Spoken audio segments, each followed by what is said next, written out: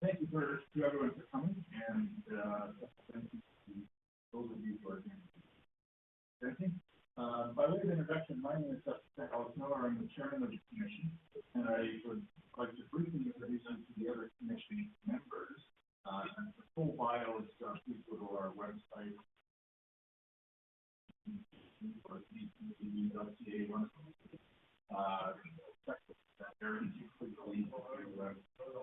I'm not sure what the website is.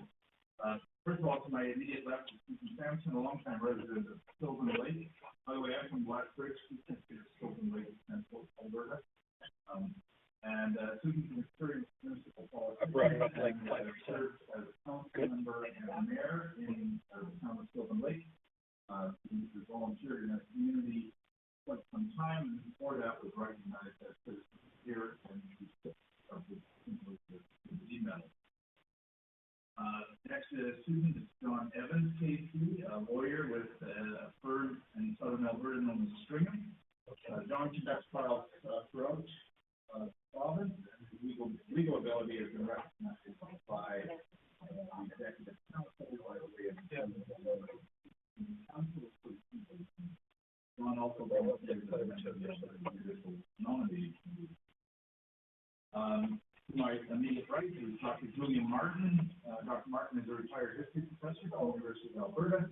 He hails from Sherwood Park, and he is the pulse of the Capital City region for us.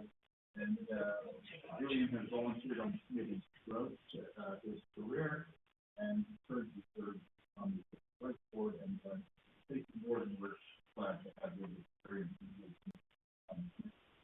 The end of the table is Greg Clark, an entrepreneur and consultant in the area of information and knowledge management. Greg is a businessman and consults widely in the area of board governance, holds an MBA and designation from the Institute of Corporate Directors. Greg has also served in the legislature for a term, representing Calgary Elbow, and his wisdom and experience in that area is very important. As you probably are aware, we are an independent body established by the Legislative Assembly of Alberta to fulfill the requirements that are set out in the Electoral Boundaries Commission Act. Every 8 to 10 years, the law in Alberta that the boundaries must be examined and looked at for the express purpose of redistricting. And in this current round of commission hearings, we've got two basic but two main ones are to find where the two new electoral districts should be located. The legislation has expanded the Legislative Assembly from 87 seats to 89 seats. That's one of our main tasks. And in order to give you some sense of the timeline that we have, and this is all set out in the legislation, we were appointed as a commission by the Speaker of the Legislature in late March. Once we are appointed, the clock starts ticking for us. Our timetable is set out, starting from the time of our appointment. In April, we met as a commission a couple of times to discuss process, discuss scheduling, dates, things like that. Then in late May, we started our public hearing in southwestern Alberta. This week we're in Edmonton, here, St. Paul. Next week we go to Central Alberta, and the following week we are in North. So after our public hearings, which will end in late June, our task is to write a report based on our legislative mandate.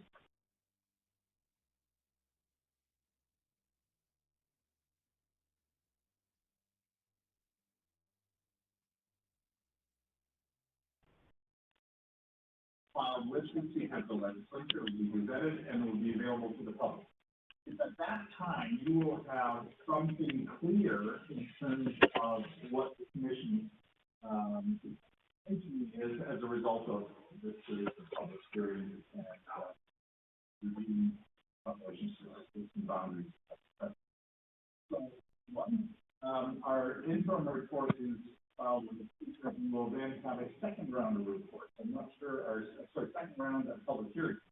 I'm not sure that we will be back in all the same places, but we will cover the province as best we can because it's winter. Yeah, hold on, I'm fixing it. I'll be able to fix it here. Checking out and virtual here exactly.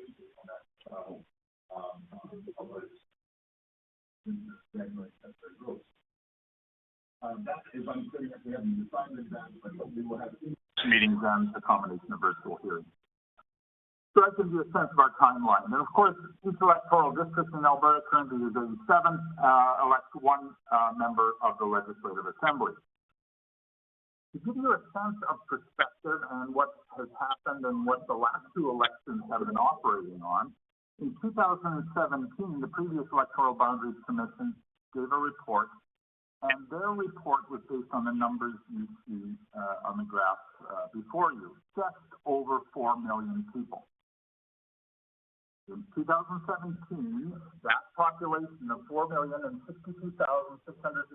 was extrapolated over 87 constituencies and resulted in that perfect average number of 46,697.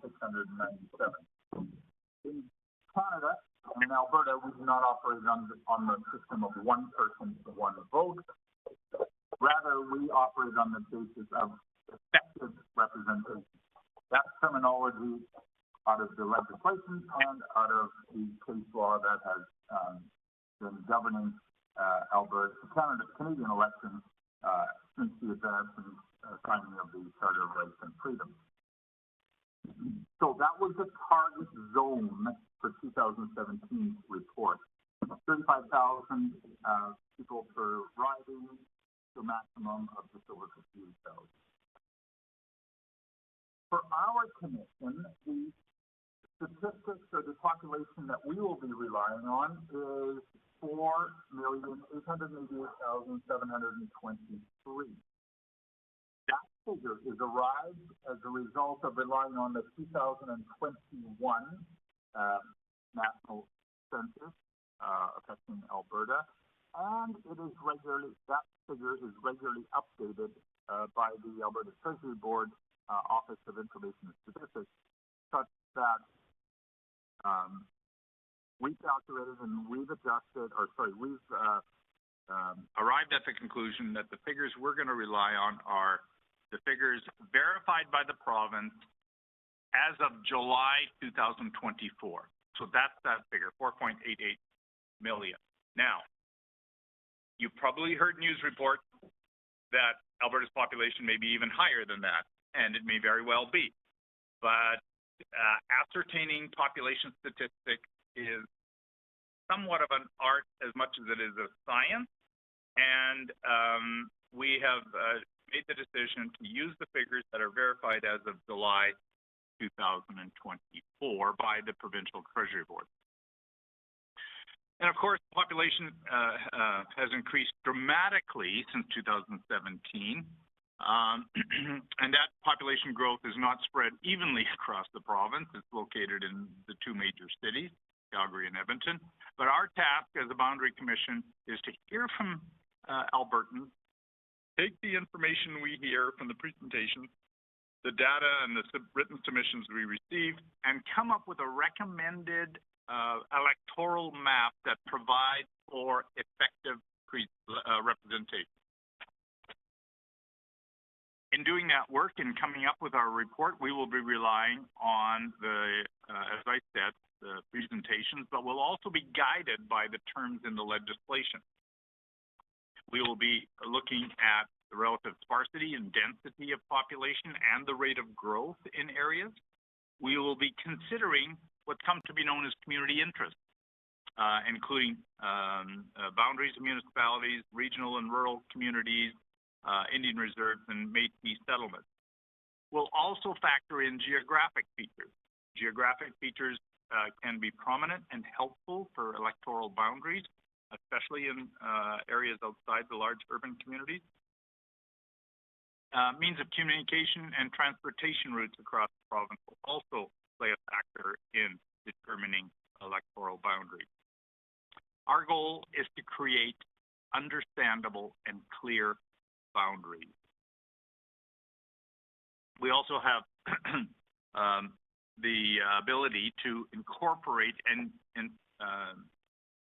bring into effect or bring into our process other factors that we consider appropriate in terms of drawing the boundaries and creating new boundaries. So at this stage, we want to hear from you.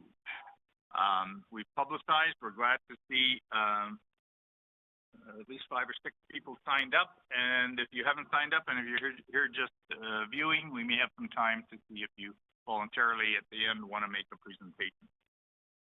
So I'm going to ask, by the way, I failed to introduce the clerk of our commission, Aaron Roth. And if you have a written submission and you want us to get a copy of it, just leave a copy with him and he'll make sure we get it. So if we go to the list, the first presenter is Glenn Van Dyken. Typically, we limit the presentations to 7 minutes. I don't think we're going to have a problem with time this afternoon, so we're flexible. Mr. Van Dyken, we're not going to cut your mic off for 7 minutes. You don't have to worry. Good. Thank you. And welcome to the true center of Alberta. If you travel just about three quarters of an hour to the west, the geographical center of Alberta is just west of Fort Assiniboine, close to Swan Hills. And I know Speaker Kowalski made a huge effort to ensure that Albertans understood that this is the center of Alberta. So welcome, and thank you for taking the time to come to Westlock. Welcome to the constituency of Athabasca Barhead Westlock. I've been had the honor of representing the people in this region for now 10 years. Initially with the constituency of Barhead, Morinville, Westlock. And over the last 6 years, it's been the constituency of Athabasca Barhead, Westlock. And what I'm going to try, I know I put in a written submission as well, but what I hope to try and do here today is try and help the Commission understand the struggle we have as rural MLAs to actually do effective representation over sparsely populated areas and large geographical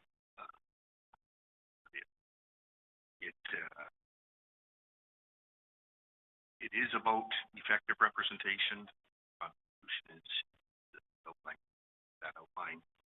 And rural MLAs spend a considerable amount of time on the road, and it becomes very difficult over such large areas to remain visible and accessible. This riding, if you travel 2 hours to the east, you'll get to the eastern boundary, Malay.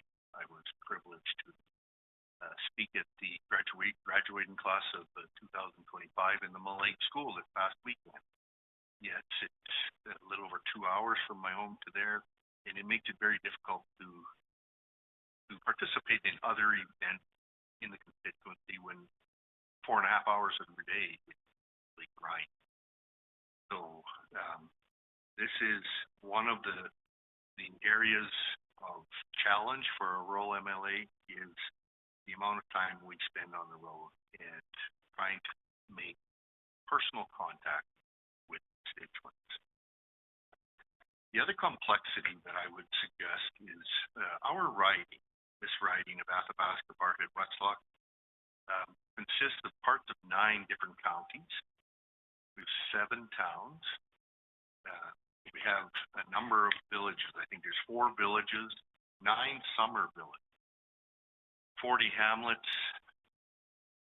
These are all municipalities with elected representatives that the MLA is charged with. I believe in just the counties and the towns alone, I have 128 elected members that I engage with. Most of that engagement we try and do with mayors and very difficult to do it in a way that everybody thinks on the same page. When the counselor phones me or emails me with a concern, I try and make sure that the mayor are also aware of the concerns being brought forward. Another area of elected governance that we as MLAs oversee, and that's part of the education file that the province is jurisdiction in, is I have 7 school divisions within right. And some of those school divisions, I only have one of their schools, but it's a reality that I do have to get to know those boards, get to understand what their needs are as well, what's working for them, what's not working. And so that just adds to the extra burden that a rural MLA faces. Many of my urban colleagues, with their elected representation, the elected representatives that they deal with, we have more MLAs in the city of Edmonton and in the city of Calgary than we have actually out. So some of my colleagues from the large urban areas will share council. And same thing, they primarily they deal with 2 school boards. Some might deal with an extra charter school or an independent school board as well. This is where I believe that effective representation starts to dwindle when so many of the decisions are made based off of popularity. Another area of engagement that a rural MLA is charged with is essentially being on the front lines of our industry, our 4 main industries: agriculture, energy, forestry, and tourism. The vast majority of these industries and their footprint in the province happen in rural Alberta. And the concerns that come forward from, say, our ag industry, our forestry industry, and our energy industry, as rural MLAs, we are a lot of the time the first line of communication that they have towards government, and it is our job to be that first point of contact for local businesses, and are expected to advocate regularly on that at all levels of government. That ongoing engagement adds substantially to the workload of a rural MLA.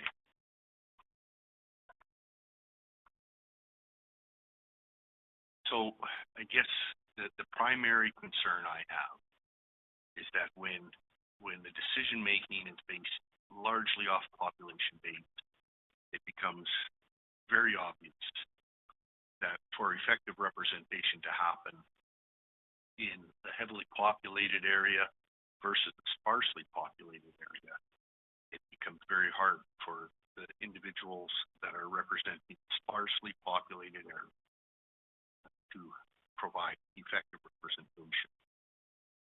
And I think what I will say is the legislative flexibility does exist to ensure that we can find effective representation in this province. I would encourage the Commission to fully utilize the variance that Section 15.2 speaks to in the ability to have 4 electoral ridings. And I would suggest largely that will be northern areas because we are very sparsely populated the further north we go. But to fully utilize the opportunity to land in that 25 to 50% population base for 4 ridings in the province. I would also submit that the flexibility is there to provide effective representation throughout Alberta, both in large urban and sparsely populated rural.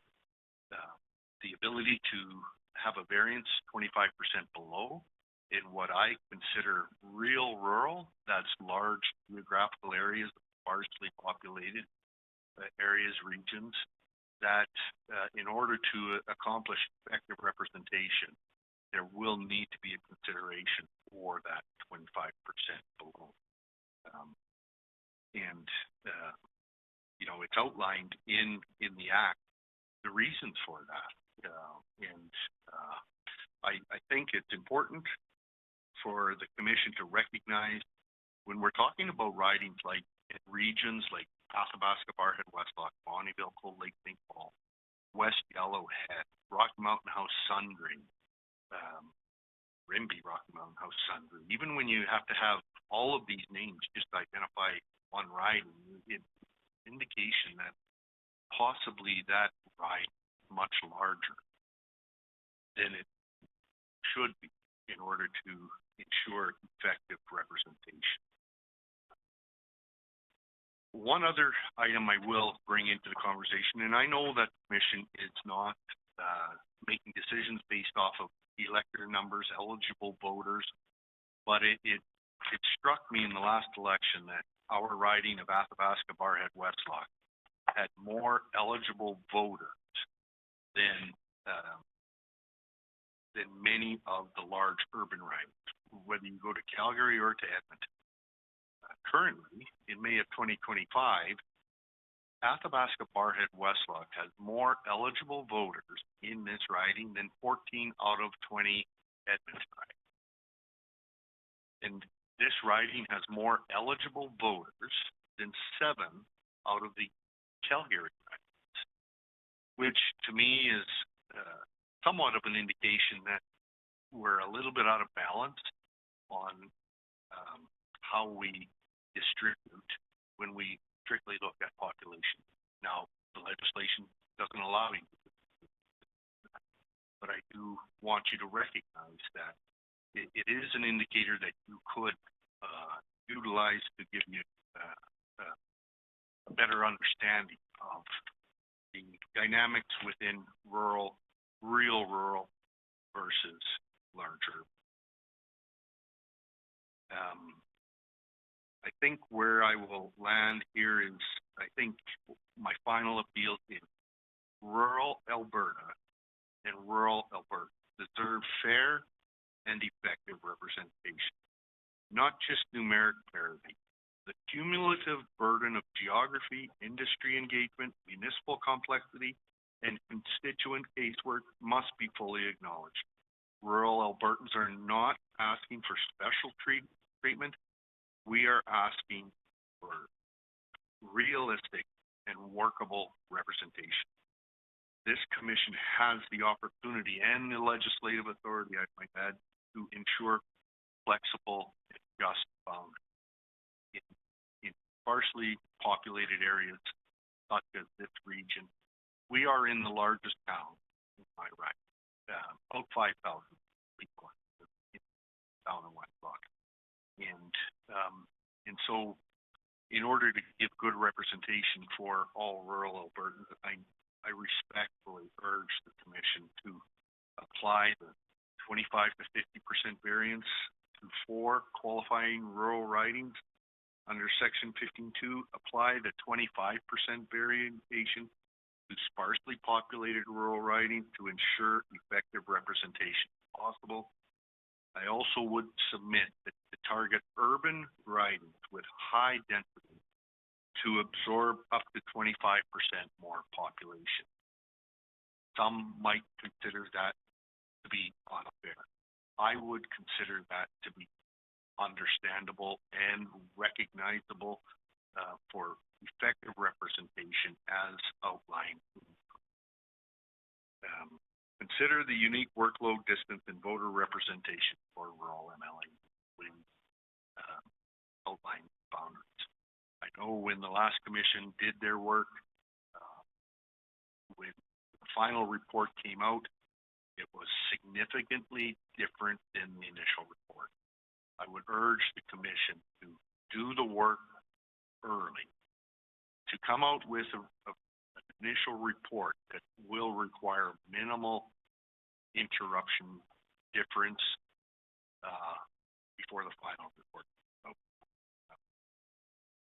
the former MLA for Athabasca Redwater Sturgeon, when the final report came out, alongside myself, we were very concerned with how all of a sudden our ridings had hardly changed, and then all of a sudden we had this riding, just about 4 hours of driving from one side, and had really no ability to change that at that time.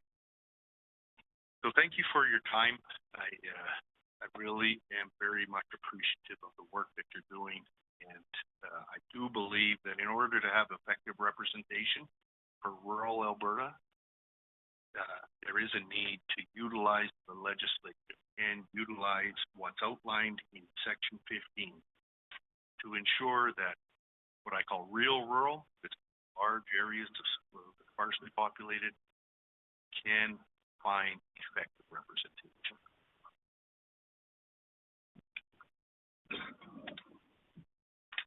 Well, thank you very much. With your presentation, I'm sure there's going to be some questions of the commission. So I'm going to start on far left of the table here. Evans, any questions or comments? Sure. So in terms of, just in terms of what would be your proposed solution to the size of the current constituency and the difficulties that you face in representing the constituency of geographically the size that it is with the numbers that it has? So would you pare it down even more, or what would you do? So this constituency, in my opinion, is far larger geographically than it should. Okay. I believe that the commission, and this is, if I was in your seat, I would take a look at the large urban areas, and I would work my way out. I would look at Edmonton Center, Calgary Center, even our mid-sized cities. I think mid-sized cities are in a good position for representation. But if we take a look at Edmonton Center, the former MLA Clark would understand this.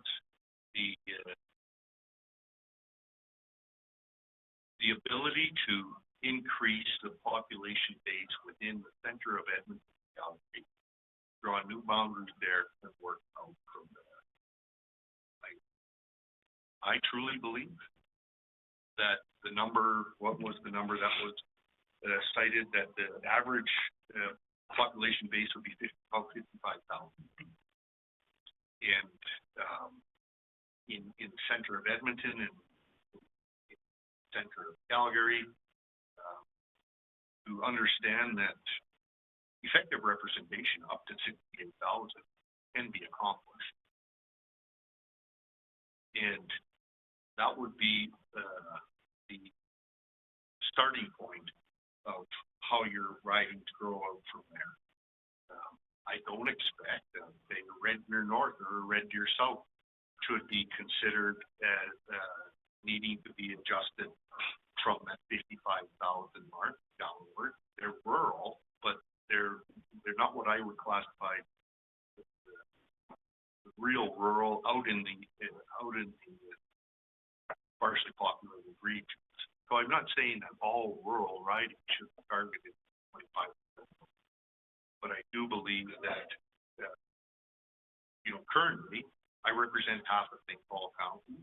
I represent Swan Hills and Big Lake County. I represent half of Slave County. And some of those boundaries to reduce the municipal workload that's required would be helpful for a rural representation. Let me ask you this, Glenn. So when two questions. One, are you envisioning this like a series of concentric circles? So we'll take Edmonton, for example. We have a circle in the core of Edmonton, whatever that looks like, and then another circle, and then we would have these series of circles in a concentric format. That would be the boundary type of solution. I'm not sure what you mean by concentric, but circles within circles.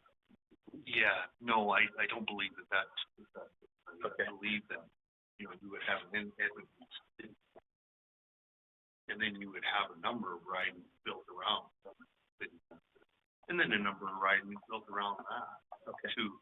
To accomplish the goal of starting to move in a direction where you can see the ability to reduce the numbers in the rural area, in the real rural area. Let me ask you another question, and it's on, where we have a split county, for example. So that county, I think you said you have 2 of those. Yeah, 4 actually. Okay, so 4 of the 9. each of those counties would then have really theoretically at least 2 MLAs representing them. Does that provide more effective or less effective representation for the county? And before you, I would think, and this is just me thinking on my own without any guidance, even from Greg, but I would think you would have better representation because there would be 2 MLAs voicing the concerns or the agenda of that one county. Is that true? No, I hear that it's a possibility, but how it actually plays out really depends on who's elected and what rep. So I'm going to reflect on how the working relationship with the County of St. Paul in my last term. So we had a resident from the County of St. Paul as our MLA for Bonneville, Colton, and St. Paul. He did the majority of my work just because he recognized that he was right there and able to be the face of our representation for St. Paul. I think where it becomes difficult is trying to provide effective representation when you have 9 counties at the table becomes very difficult. Because for one MLA to handle that, it's very hard to accomplish. A lot of voice. And so I'm going to be honest.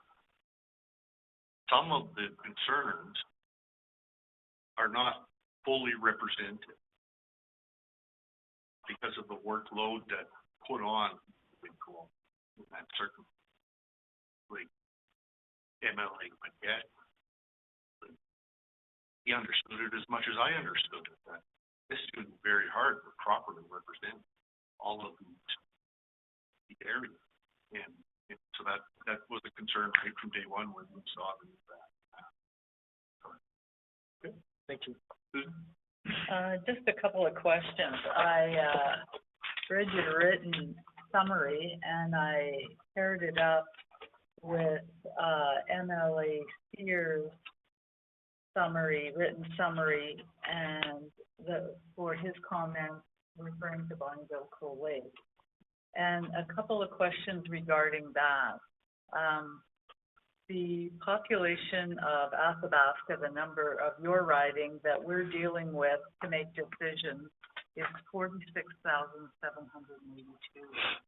So the number is plus or minus that 25. It hasn't shown any growth since the last electoral division. And I see that the suggestion is to move the reserve that's located in the corner of your adjacent riding, the Bonneville Coal Lake, the one that's located in the corner, the southwest corner. Can you shed more light on that reserve moving over, and how do the people who live in that area feel about that? So I wouldn't be able to speak to the Saddle Lake reserve and their feelings towards potentially put into another electoral district. I would submit to you that where I'm not against that was decided. I still don't think it fixes the difficulty of effective representation. essentially moves a group of people that are currently represented in Bonnyville, Coleman, St. Paul, and swaps it with a group of people that are currently represented by the part of Westlock. And I don't see that it makes a significant impact on the concern that I have, that having effective rural representation does require a shrinking geographic of the large real rural areas. And the other, follow-up to that is also in that suggestion between those two written submissions was, half of the county of St. Paul, like half straddles your riding and half straddles, electoral district 51. Can you shed more light on moving that into 51? I think that's perfectly reasonable, but I do believe that if it was just moving half of St. Paul County into another, it's going to put that population base significantly over. And I guess the best person to talk to about effective representation on that group would be the local MLA there. They do have larger town there with Coleman, so that helps to put the population base up. But, yeah, you know, when the constituency was initially constructed or put forward, there was conversation with the town of Swan Hills, and swapping out some of the town of Swan Hills, Lake County, from this riding, and to keep the population base, we would take the little piece of Westlock County, the area that is not currently in the riding, that we would take on that, the population of the thing. And it was they actually frowned on amendments to the final report, so no work got done with that. Thank you. While I said, sir, I'm not sticking to the 7-minute, timeline. We're approaching the 30 minutes. No, I want every commissioner to have a chance. So one quick question from each of Julian and, Mr. Clark. Well, thank you. And I'm particularly struck by the number of hamlets and school divisions and summer villages and the like. How do you arrange your schedule to maintain a respectable cycle of communication with those people? So, like I said earlier, most of my communication is with the mayors and reeves of the town and county and village. The hamlets are largely a function of the counties, and we have an understanding with the summer villages that most of the communication between the area with the MLA will be done through the county.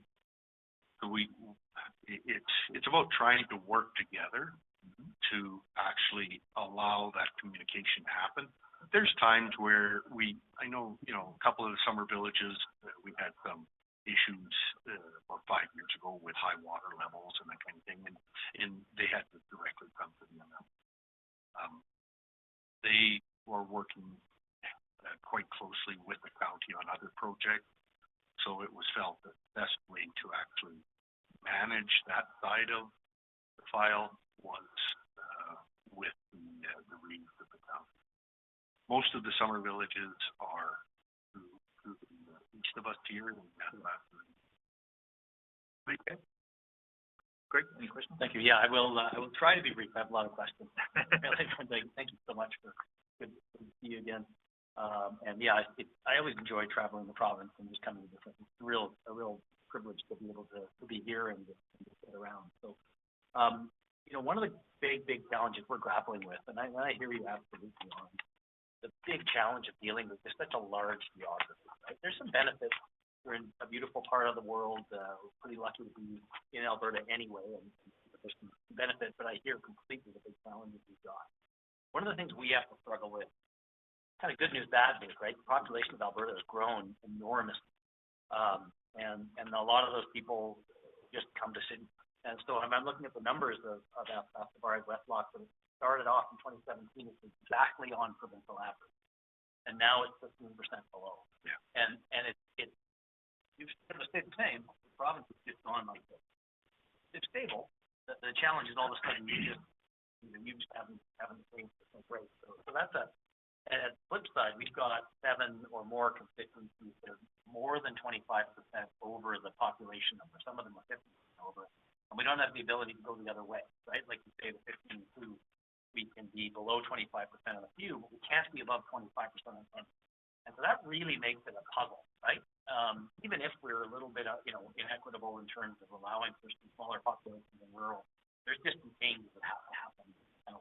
Right? So that's a real struggle. So in that context,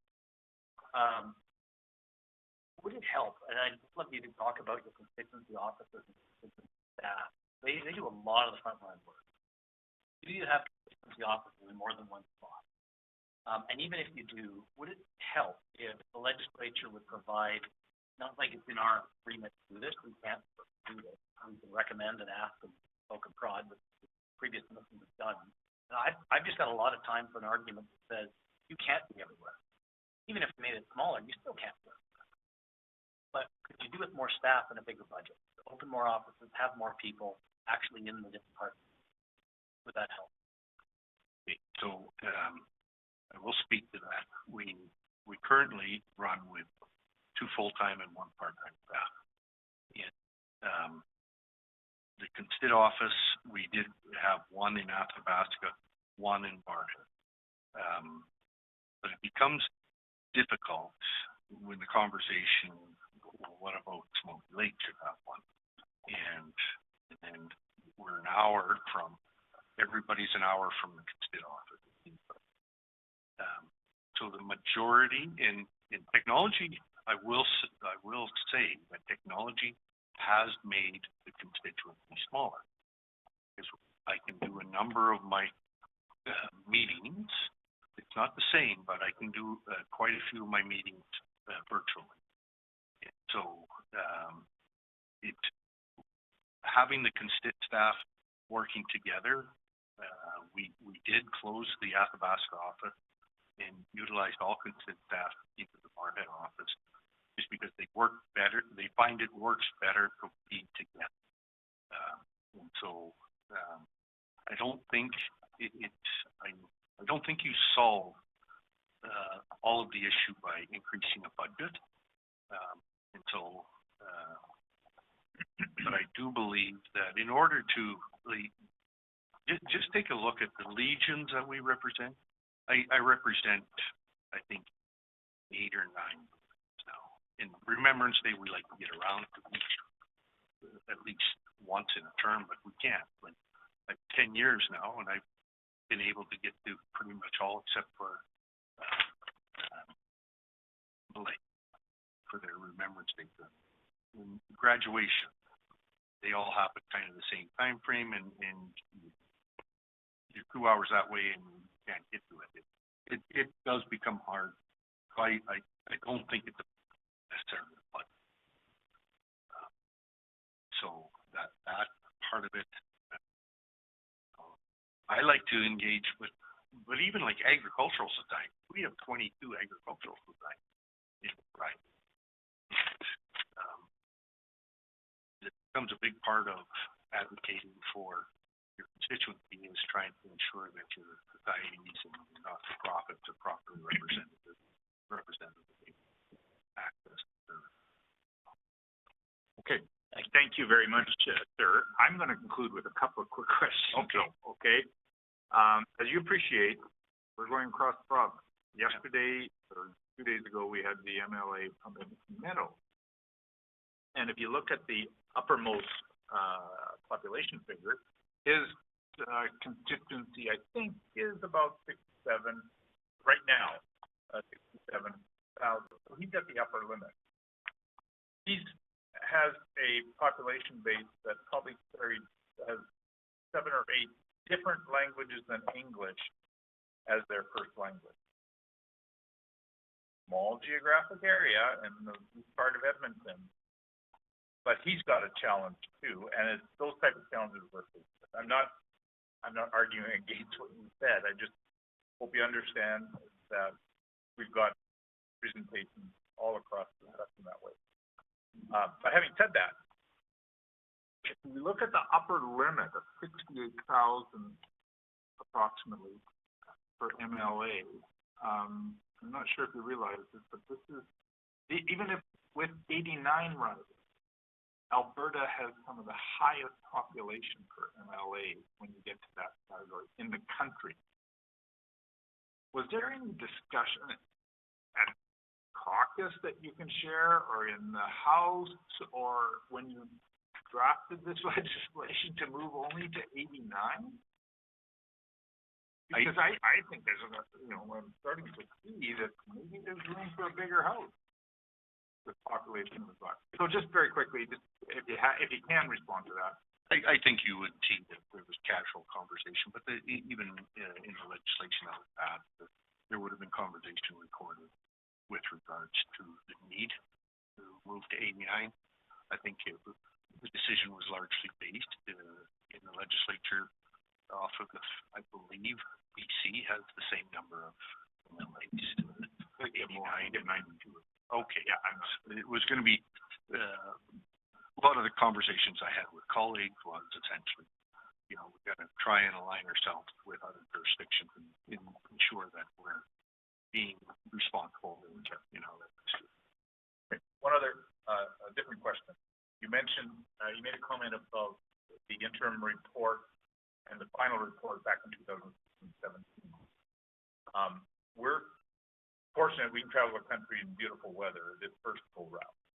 I'm cognizant that after our first report and working to hear from a broad base of Albertans on that report, we're not going to be able to go to, I don't think we're going to be able to go to St. Paul, Westlock, Drumheller, all the places we're going now. As an MLA and as someone representing this riding, you appreciate that if you want to give us feedback on the first report, that you may have to do it in Edmonton, you may have to do it at a larger center, or you may have to do it remotely. Yes, so what I would say is that as long as the initial report comes back in more or less the final form, it makes it a lot easier to represent. I think the frustration that we experienced in the last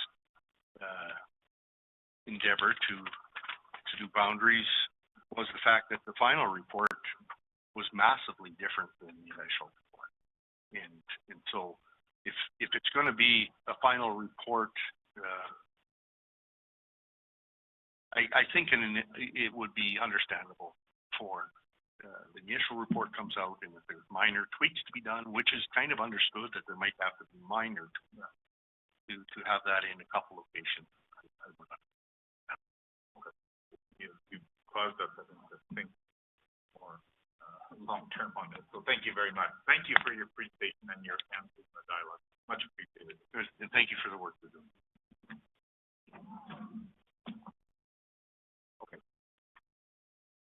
Okay, our next presenter is Nick Gellert, or Gellert. Nick Gellert?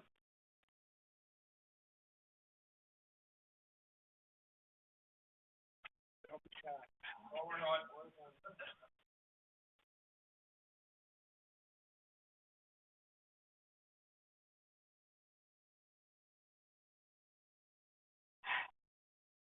Okay, I've got Nick. Who's Nick? Right here. Okay. I'm Joe Lakeman. Okay. And what we're doing. You are here. Yes. Yeah. Oh, yeah. Okay, this is a tag team. Okay. So we're actually Lake Sanan County. I'm the Reeve of Lac Sanan County, and Nick's Deputy Reeve. Okay, give us a second. Lac Sanan.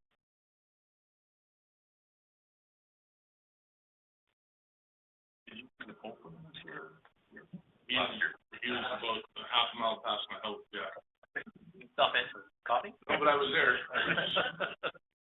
It was, yeah. See the entourage from 25 miles up. Okay, good. Okay. We'll hear from you. Okay, I guess our concern, so we're in Shane Gatson's riding, St. Anne Parkland. And our only concern would be that the urban-rural mix, and I think that's one thing that we don't want to lose our rural identity when these lines are drawn, right? Keep Edmonton kind of thing. Right now, I think there's 5 counties inside of there. We all get along, everything is good. You know, Shane's been a great MLA, but we don't have the same social and economic needs that the city people do. And I think that's what our concern would be. Is if we get mixed into that, the MLA's decision-making, the drive for funding to the different municipalities and all that changes the minute that urban mixes and all that. That's probably our biggest. So, keep it rural. Keep it rural. Don't bring those people. But if we can go north, south, we can go west, we just don't really want to go east. Yeah, it doesn't sound like there's any kind, for lack of a better term, there's nothing derogatory about the urban or the rural mix. That's not the point. That's what they said about you yesterday. Untrue enough, Rob. I love Alberta. Yeah, and I think it's more or less taking a look at it from I was in the private industry for quite a few years, retired, then got it into the municipal governance side of things. And when you see the struggles it is with regards to private entity trying to get a hold of government, and at the same time in the municipal sector trying to get a hold of government, there's different needs that are required at that point in time. One is a private issue and needs to be addressed, and I have a mission and I have an obligation to shareholders. The other one is our obligation to our ratepayers. When we start taking a look at grant funding and you take a look at the bridge files, you take a look at all the the assets that we have to maintain on a day-to-day basis, and taking a look for additional grant dollars, and then getting it confused in with the urban sector, which have totally different needs or requirements than what we do in our area. You know, you could talk about mass transit, whatever the case may be, versus a bridge file. They're two different aspects, but and both require a certain need to take a look at. But at the same time, when you take a look at the numbers and what Emily Van Dyken has said about the fact that the miles that have to be put forward, and see what our MLA has to do with regard to meetings. And in odd point, he's in St. Albert at 4 o'clock, and he's got another meeting in Edson or Entwistle at 7. And I think it actually, from a safety perspective, it actually puts our MLAs at risk.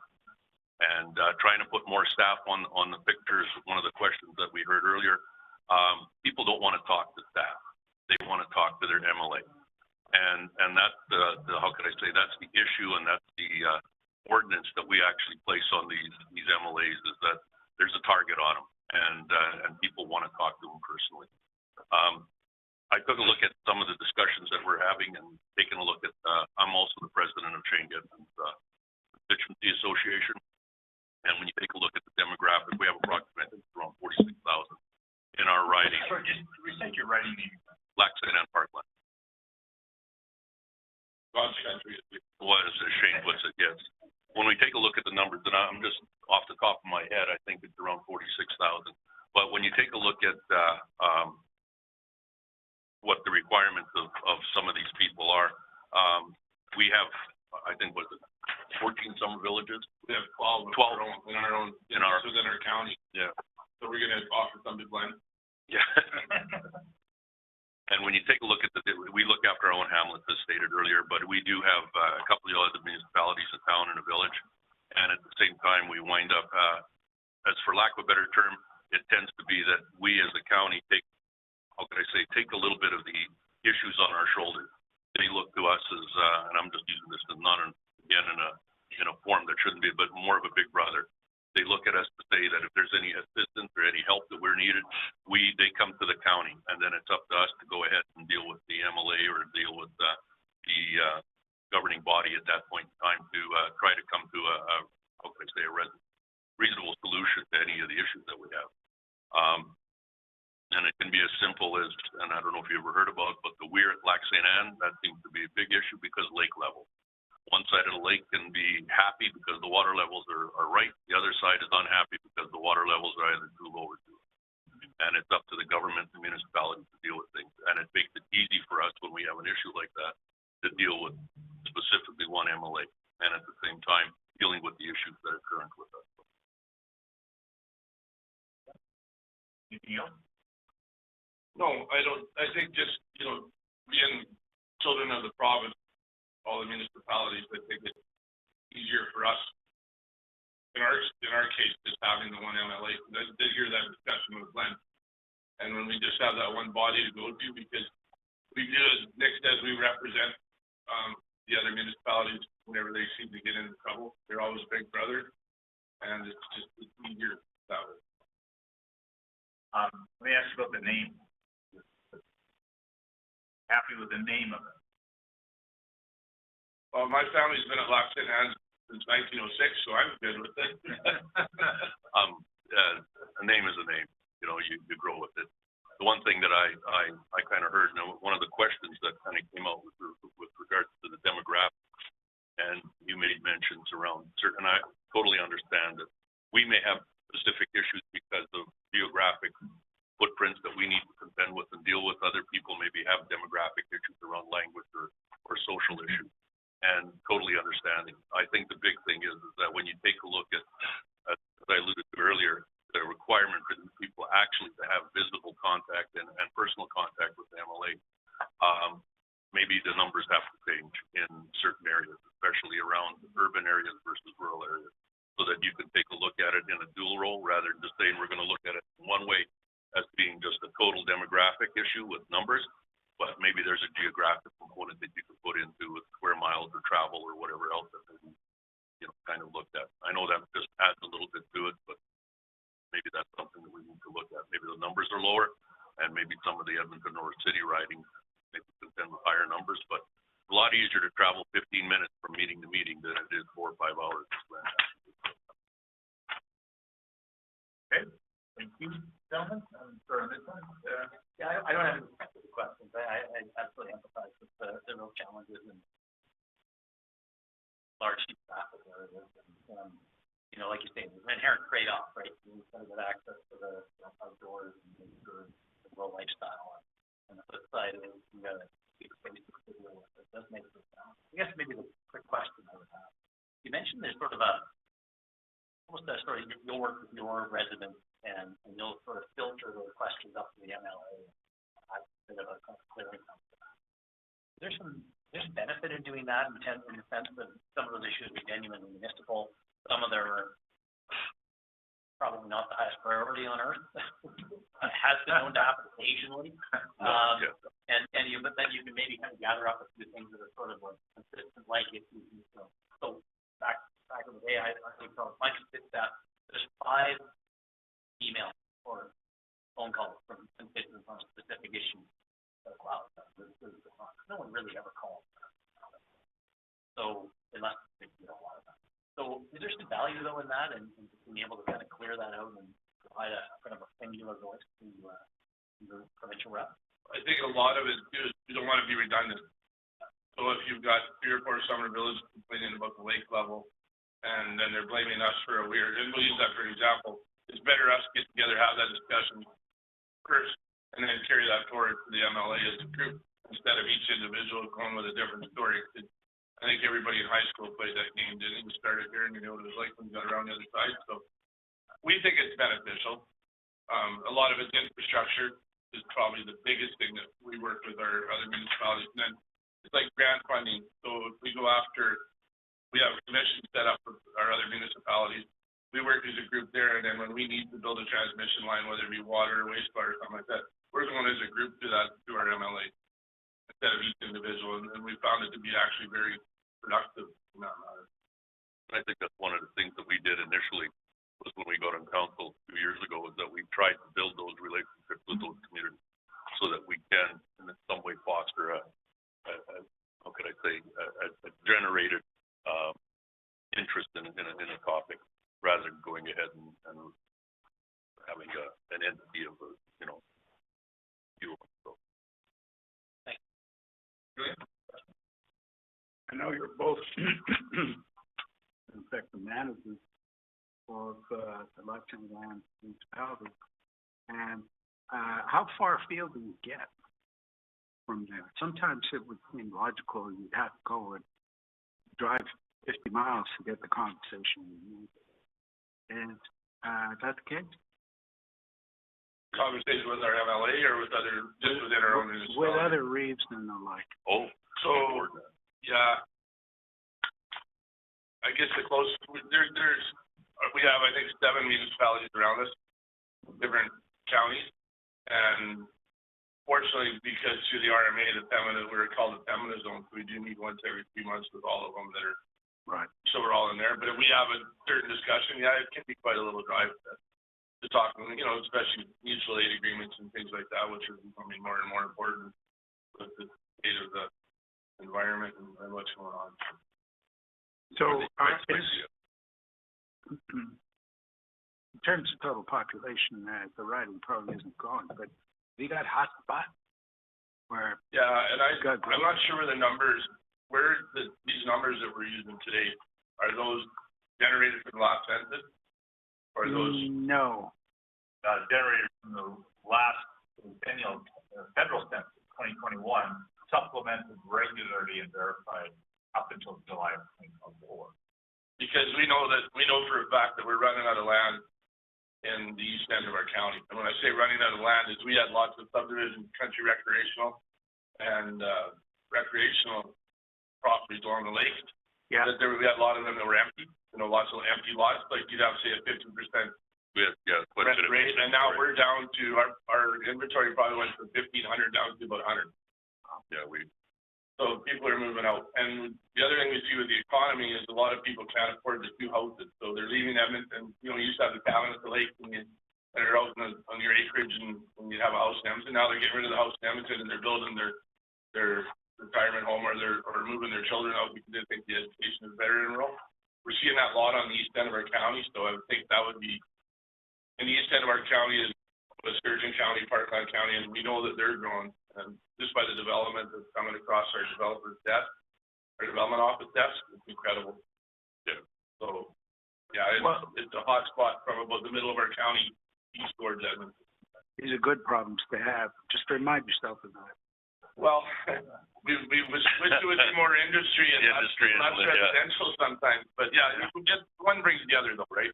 We're lucky enough to have the north, and that's important too, is we have that Highway 43 corridor that runs right from beginning to south, east end of our county, right up pretty much Lakeport. And that's an important driver along with the heavy rail there. So that has brought some industry. So it'd be nice to keep that together.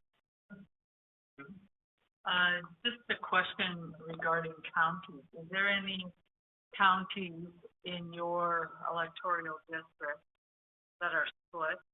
Could you speak to whether you support or not split counties? So there would be. Where it would straddle 2 electoral divisions. Yeah, so Yellowhead County, it's Shane and Martin Long. There would be. Woodland County, which would be Martin and Shane again. I don't know if Glenn's got that. Glenn's got a piece of Woodlands too. And then south is Shane and Boychenko. In Parkland County split. So how do you feel about split counties? Do you manage them, or would you like to see the whole thing in one or the other riding? I personally would like to see it in one riding. I think it's easier.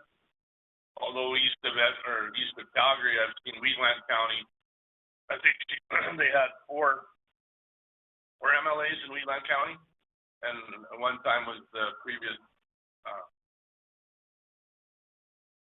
They just changed. McIver's the new Speaker of the House. So anyway, they just changed. Nathan Cooper was before. So I think that was beneficial on the de Havilland thing for them to bring that in because they had a lot of MLAs saying we need it. But on average, I think it's easier for us to deal with one person. I think it's just more one person, one party, too. And that could happen if you start splitting the county up in 2 parties. You never know what you're going to get. And the idealism between our 2 major parties in the province is quite different. So when we're a little bit oil and gas from a lot of country where we're at, we're not necessarily, it might not be the best for us if that was split. And totally understanding that, take a look at the county border, it would be rather difficult to say we're going to encapsulate, 1 county or 2 counties or 3 counties. I think it would be difficult to do on your part. But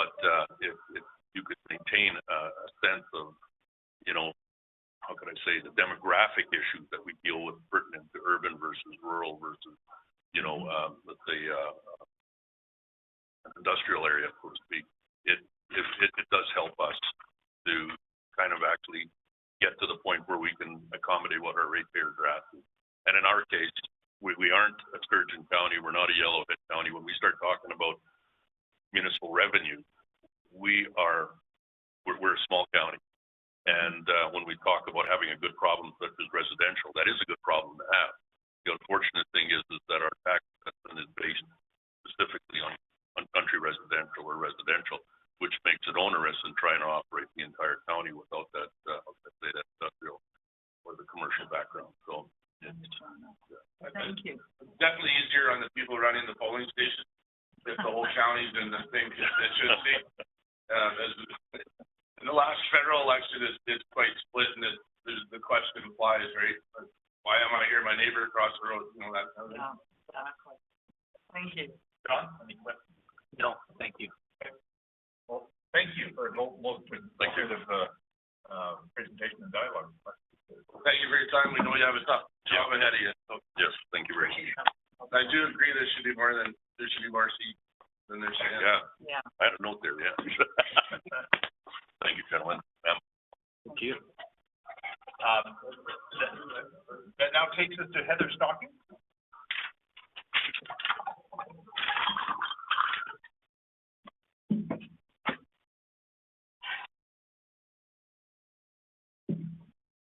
Well, first, I want to thank each of you for accepting to be on the commission, and with the staff assisting you. I'm sure that it can get a little hairy at times, and as well to everybody who shows up. My name is Heather Stocking, and I am from Barrhead, and I am now living in Athabasca. I am not an elected official. I am a private citizen, but I think that because of where I'm from and where I lived, it gives me a unique insight into this constituency. Personally, I want to thank MLA Van Dyken for pointing out the geographical center of Alberta. I'm just going to take a point of privilege here, because my aunt was Mayor of Swan Hills when they did that, and she worked very closely with then MLA St. Walter to make that tourist attraction. So, just a point of privilege. I also want to mention that I know personally, MLA Van Dyken has shown up at events far away from home. And we know, as you pointed out, there's the issues with weather and travel. An event I can think of clearly is in Grassland, which is what, an hour and a half away from home, one way. And he shows up at these things, and he continues to show up at these things, and I appreciate his diligence on the travel, and I can't imagine how many kilometers he's put on in those countries. So it is extremely relevant to look at the size of these things. I don't really have a long presentation, although I did make some notes while people were talking. So I'm here speaking to you today to keep the Barrhead, Westlock, Athabasca, Swan Hills portion at least. For generations, the Barrhead to Athabasca corridor and Barrhead to Swan Hills corridor, Swan Hills to Athabasca, has been a trade route. For years, when I volunteered at the Barrhead Blue Heron Fair, we saw people come from Swan Hills, from Westlock, from Athabasca. Now I'm living in Athabasca. There's a magnificent River Rat Music Festival every July, and you see people from Swan Hills, Barrhead, and Westlock come to Athabasca. So we know that that movement is there within those core communities. More than one business recognizes that these communities are tied together. So for years, it was the Barrhead Leader, Westlock News, Athabasca Advocate, newspapers. They shared a second section which covered news across the region. Now, of course, since the pandemic, it's Town and Country this week, but it's still a shared newspaper. Communal news at the front, but the figure will be of interest to any reader, and then alphabetically Athabasca Advocate, right, in the back of the paper. Alternative land use services. So Barhead, Westlock, Athabasca. They're another business that recognizes that geographical tie. And while these businesses and other businesses that might be named after this geographical region would continue regardless of where the boundaries are, I think that it speaks to the importance of keeping these communities together. So, and actually to your point, Athabasca is growing. So there are no rentals to be found. Airbnbs in the area have been snapped up and are being rented for months at a time. The town is going to give a property tax break on new buildings, and they're actually working with Athabasca University on some vacant land to determine whether they can expand the subdivision. So it's not that the growth isn't there, it's that there's nowhere to grow because there's nowhere for people to move. So the growth is happening, we just need to get it. Get a place for people to live. And then the last thing is I don't want to ignore the end of the constituency, but Smoky Lake, that end has never, in my experience, been necessarily like a trading area. With the Athabasca Westlock, they seem to go more east and south. So if there was a place to, move, that would be where I would move it. Like I would this geographical, that kind of triangle of Swan Hills, Barhead, Westlock, Athabasca. I would like to see that stuck together as much as possible. And that's it. Thank you for your time. Okay, thank you. Question? John? No, thank you.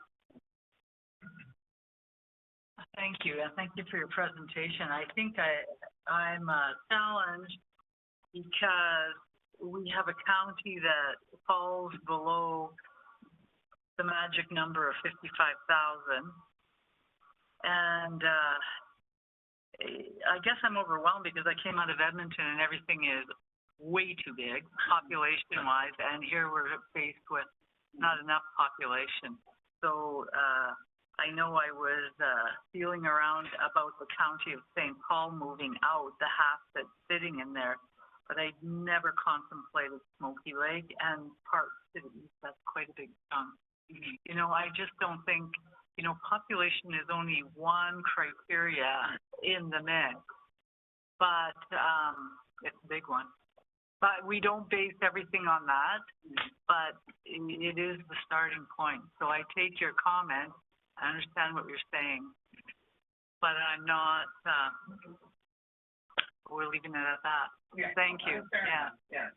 Thank you. We're also tasked with naming the electoral division. Yeah. I assume you're content with Athabasca Barhead Westlock.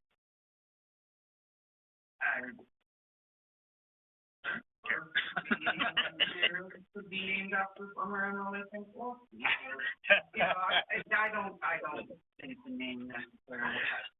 Well, names are They are. they're very important. They are overall. important, but yeah, I'm not. Okay. Julian? Thank you, and thank you for pointing out the difference between the economic activity in the western part of the riding and the relative stable to stagnating situation out Smoky Lake way. Do you think that's been the case for a long time, or is it a function of oil and gas, or what comes to this? Well, when you think oil and gas, I think that, if county got paid on the oil and gas wells, but there wasn't that tax break, that hit county hard. Yeah.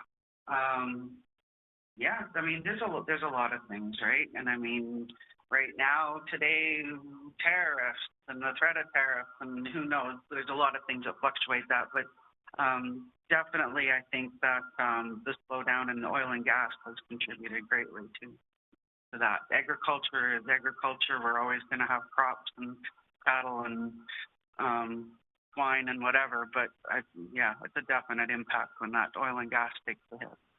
Thanks. Thank you. Thank you very much. That takes us to Landon.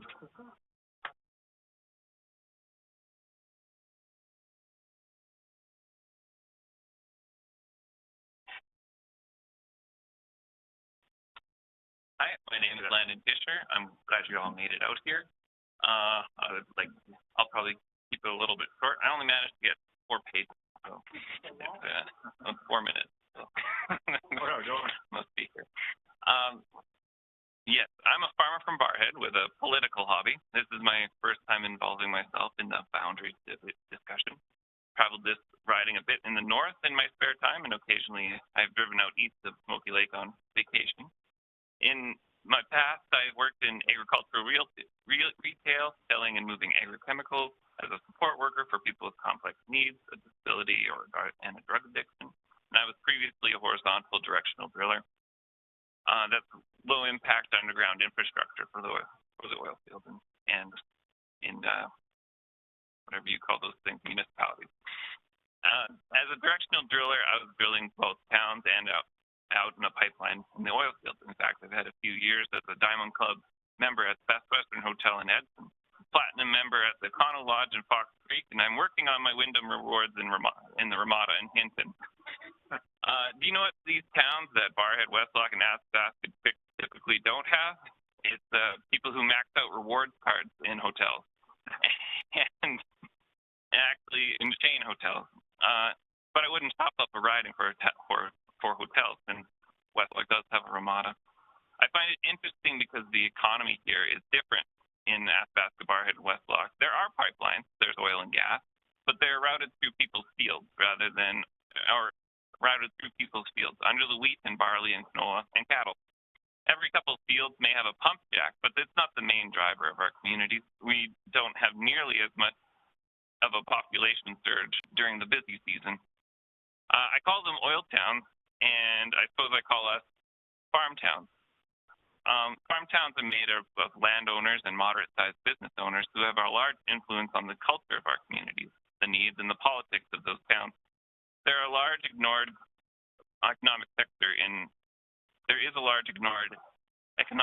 in rural communities, the agribusiness. We need representation who has the ability to say hard things to protect our small businesses, owners, and farmers. Representation who can tell the oil corp to pay their lease in full and not in half. Make sure that the towns and counties are not writing off taxes owed to them by these fly-by-night gas entrepreneurs who start oil companies and sell them to their friends and start large oil company here. When we mix our economic drivers too much, we'll have an MLA that is either has to play favorites or go into hiding. We go around to the oil companies and say, you need to pay this county your oil lease, or do they say, well, we need to let them have a little break because they're running behind in these small towns? In our representation would have an easier time if they were less committed to one industry or the other. With oil towns, they are getting ice rinks and pools built by a single oil company, while farm towns have to fundraise and fight with the county to pay for these facilities. In farm towns, the emergency runs out of staff on the weekends and closes, while the emergency doctor in an oil town asks if you've done cocaine this evening before you explain your pneumonia symptoms. So it's a different way of life in Hinton there. It's happened to my friend. He had bad pneumonia, and he was like, did you do cocaine? And he's like, what? Because where we're from, we don't really ask that.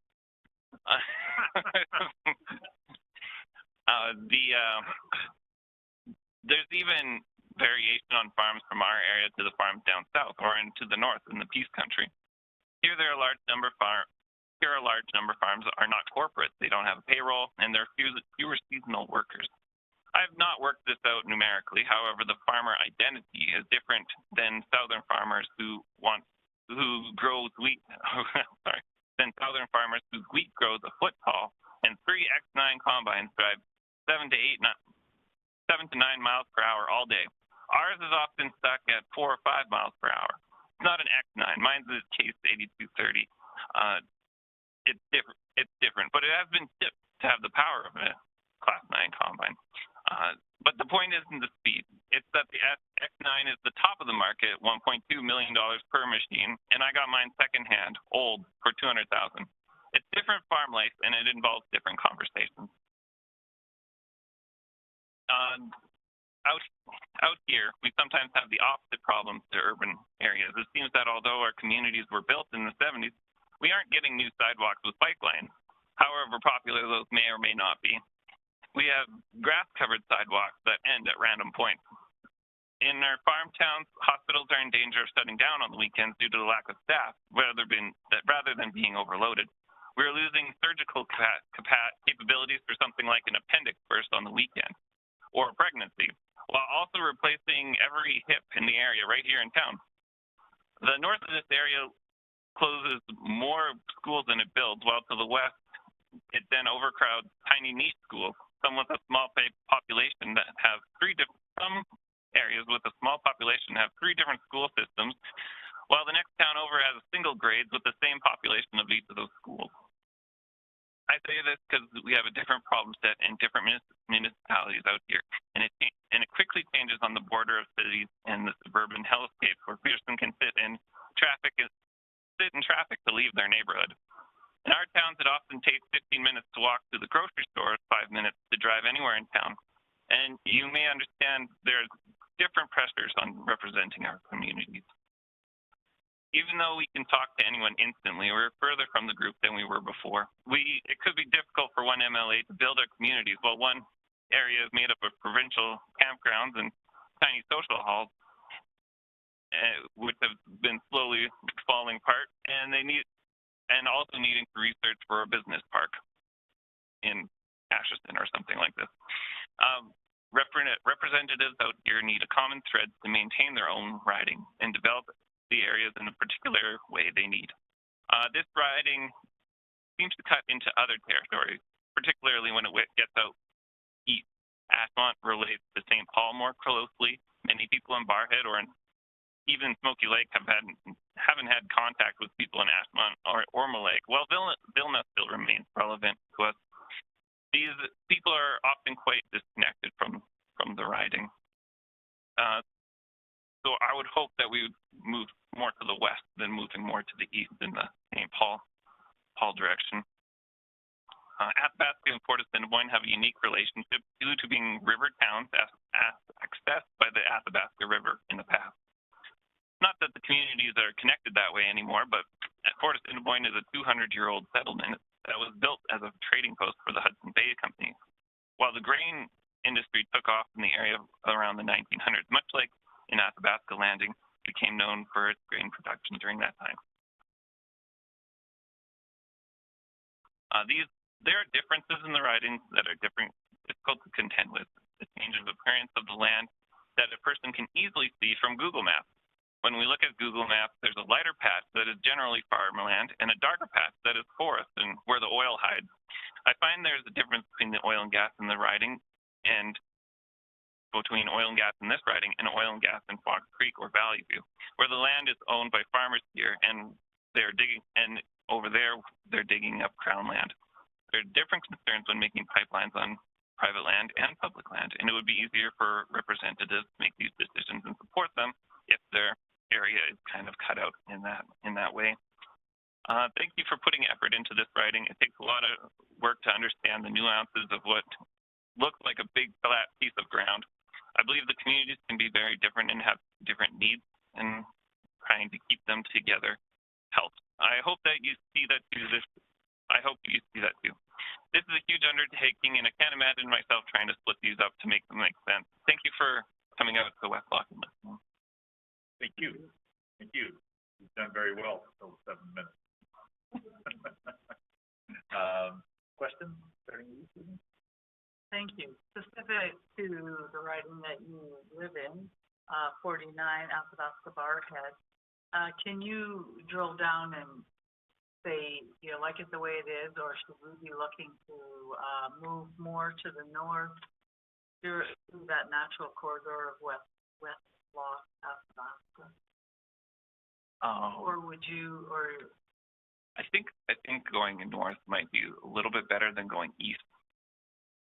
because you identified that Smoky Lake disconnect.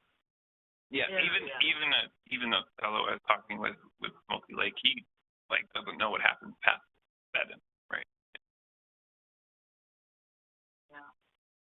Right. I see it now on the map. It's pretty small. Yeah, well, so, I mean the area, but that cut off there, it's Yeah. just, it's weird. Yeah. Okay, thank you. I appreciate that. No, nothing, thank you. Also, I saw that like the St. Albert and Lac St. Anne, like I was, disclosure, I was the NDP candidate and trying to figure out how to get down to all the towns to win them over. I mean, like it's a tough game anyways, but man, for St. Albert there, or Lac St. Anne, that was great. A whole road that just went all the way through. You could just go drive through. I was the East River Westlock candidate, and like we had 33. Oh no, the road going to Whitecourt, and you could actually just follow the road going up all the way up north, and you could go off and diverge off to the different communities, and making it accessible to and following along a road also helps. That's a little off my thing, but That's good. Thanks. Good? No. Great. Looking up that. No, that's good. I do appreciate you coming on. It's thoughtful. Okay, so you are a candidate in Lac St. Anne or this one? that's where I had Westlock. Oh, okay. Yeah. My rivals here, so. You do a good job, Glenn. Appreciate you. Good, well, thank you so much, and, we always appreciate people that have traveled the electoral district over, I don't know, what is it, 35-day span to, connect with people, because you've got a different perspective or a more in-depth perspective, so thank you very much. Okay, thank you. Aaron, I think that goes through our list. Well, do we have another presenter? 5%. You look from those. We saw you. We were hoping, we thought you were a stalker. Now we know. And we appreciate stalkers. Yeah. EBC groupie. Yeah. Okay, well, anybody off the floor, in light of the presentation, the discussion, the conversation, the back and forth, any comments that anyone wants to make or corrections? Questions?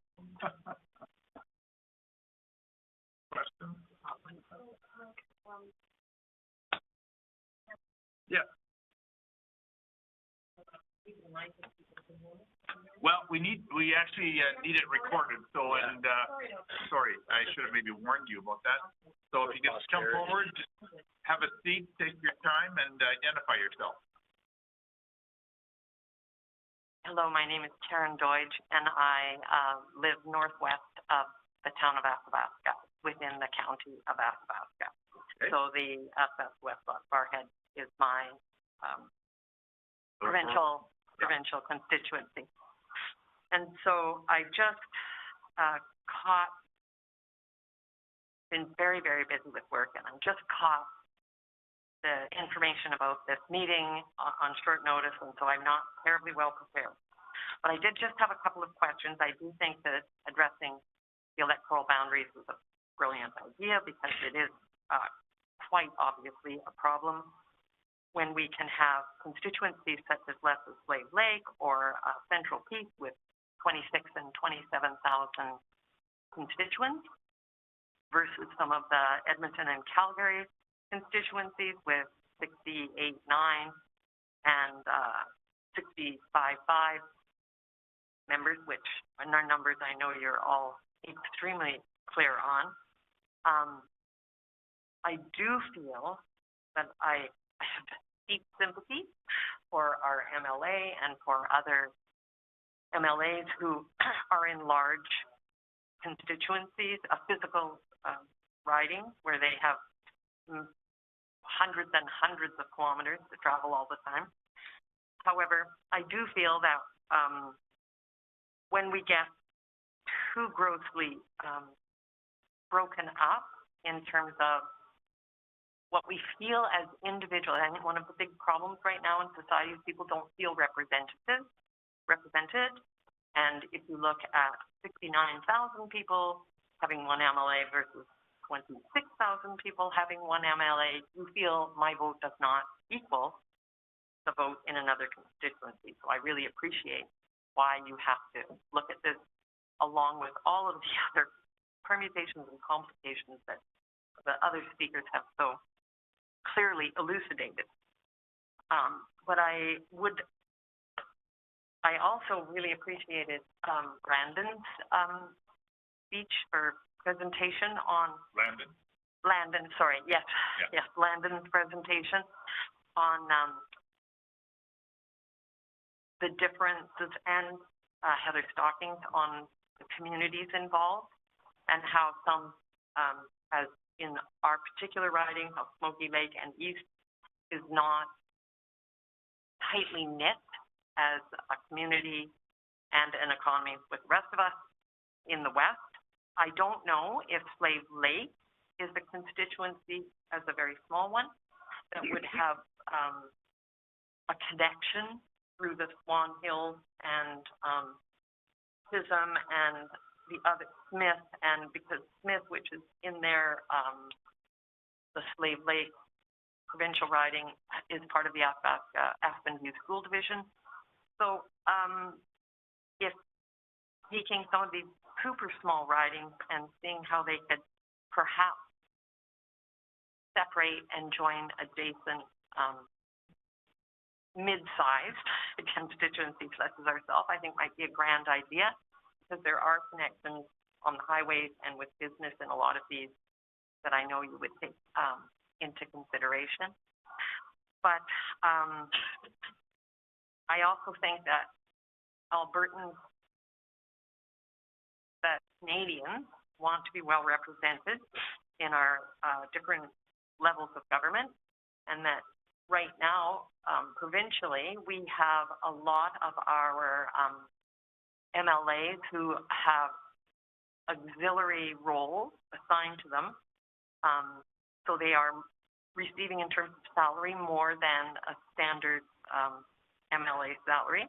So if one is looking at the financial burden of increasing the size of the legislature, perhaps looking at having more members, and then some of the members wouldn't have to have dual roles in a cabinet situation, so financially that would compensate there. Again, if you're balancing out your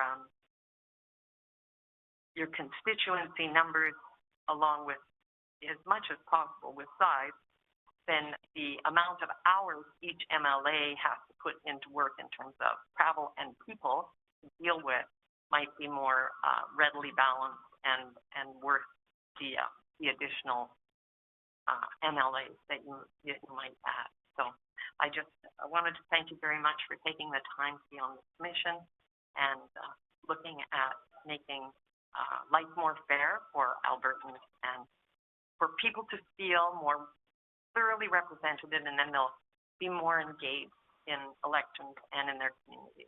So thank you very much. Thank you very much, ma'am, for coming forward on an impromptu basis. Very impromptu. Any just in fairness, any question members want to dialogue or what? Okay. Yes, sir. Glenn. If there are towns with shorter names, we could pick them, name it after it. I've written down That's what I remember. It's literally long, so. The honorable member from Spedden.